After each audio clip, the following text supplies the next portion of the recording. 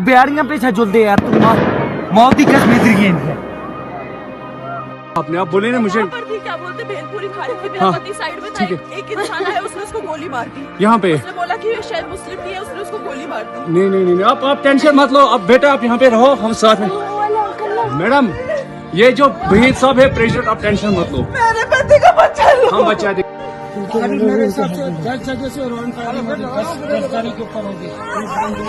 बैठो बैठो बैठो बैठो बैठो बैठो बैठो आराम से बैठो। फायरिंग कर रहे हैं वो लोग, हाँ फायरिंग कर रहे हैं। फिर चोट है मेरे बाजू में, बगल में था। क्या ब्लड कहीं लगा चोट के बेटा? कश्मीर की वादियों में 22 अप्रैल की दोपहर लगभग 2:45 में मातम छा गया।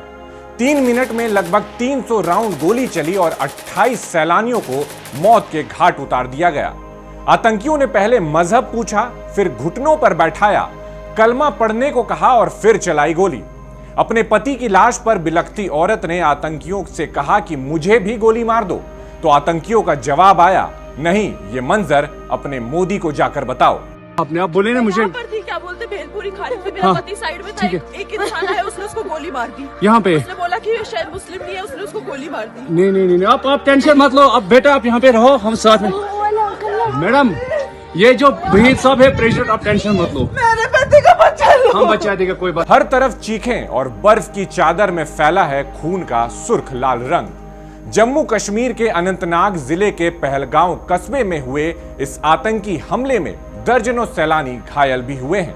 इस क्रूर घटना की जानकारी मिलते ही देश के गृह मंत्री अमित शाह वहां पर पहुंचे, जिसके बाद पीएम नरेंद्र मोदी ने भी अपना सऊदी दौरा रद्द किया और भारत पहुंचते ही सेना प्रमुखों के साथ एक हाई लेवल मीटिंग कर इस बात को साफ कर दिया कि एक भी आतंकी बख्शा नहीं जाएगा। लेकिन इस पूरे आतंकी हमले की जिम्मेदारी लेने वाले पाकिस्तानी आतंकी संगठन टीआरएफ और इस विभत्स घटना को अंजाम देने वाले आतंकियों को झारखंड के बोकारो जिले के रहने वाले एक मौलाना ने शाबाशी दे डाली है।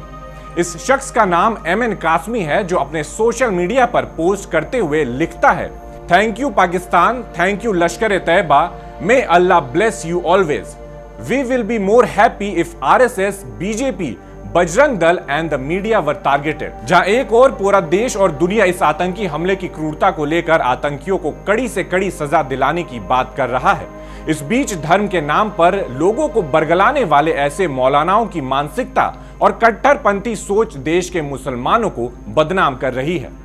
रांची के विधायक और बीजेपी के वरिष्ठ नेता सीपी सिंह ने इस मौलाना के खिलाफ बोकारो एसपी को शिकायत भी की है और इसके साथ ही झारखंड के डीजीपी अनुराग गुप्ता से यह आग्रह भी किया है कि धर्म के नाम पर देश की जनता के बारे में आग उगलने वाले ऐसे लोगों के खिलाफ सख्त से सख्त कार्रवाई की जाए। कश्मीर के पहलगाम में जिस तरह की हरकत हुई, पाकिस्तान के द्वारा कायराना हमला हुआ, निर्दोष 26-27 हिंदुओं को मौत के घाट उतार दिया गया और उसकी सराहना की है बोकारो के एक जिहादी ने।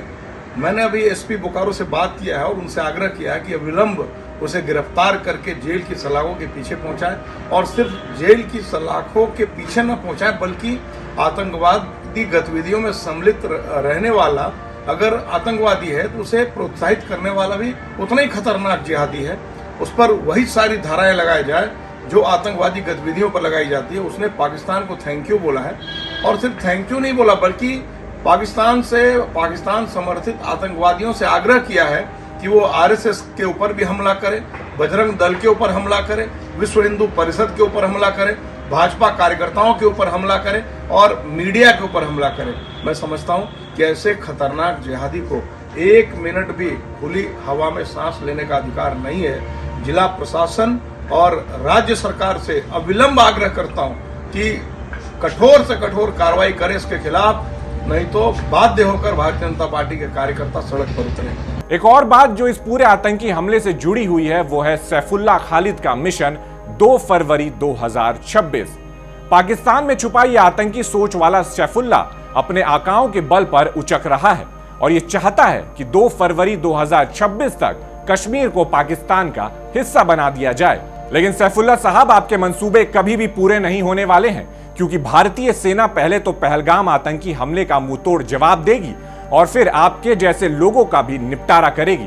बता दें कि 3 जुलाई से अमरनाथ यात्रा शुरू होने वाली है और इस बार रिकॉर्ड रजिस्ट्रेशन भी हुआ है। तो अब ये भारत के लिए भी चुनौती है कि इस यात्रा को कैसे शांतिपूर्ण तरीके से पूरा किया जाए। बहरहाल पूरी दुनिया इस आतंकी हमले को लेकर जहां मर्माहत है, ऐसे में हमारे देश में हिंदू और मुसलमान आपस में एक दूसरे के सामने आमने सामने नजर आ रहे हैं। हम तो सभी से यह कहेंगे कि अब हिंदू और मुसलमान की बात छोड़ो और अब हिंदुस्तान की बात करो।